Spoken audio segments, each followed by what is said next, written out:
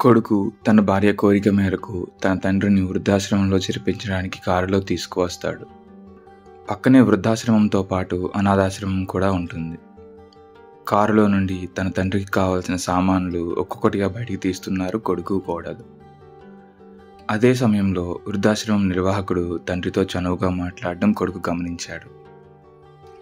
తండ్రితో చివరిగా మాట్లాడుతూ ఎట్టి పరిస్థితుల్లోనూ పండగల్లో కూడా ఇంటికి రావద్దని చెప్తాడు. పాపం తండ్రి కళ్ళల్లో బాధ క్లియర్గా కనిపిస్తుంది.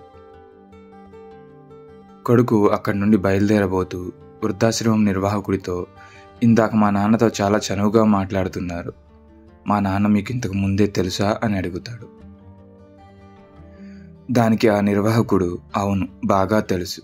30 ఏళ్ల క్రితం మా అనాథ శరణాలయం నుంచి మీ నాన్నగారు ఒక అనాథ బాలుడిని దత్తత తీసుకున్నారు అని నిర్వాహకుడు చెప్తాడు.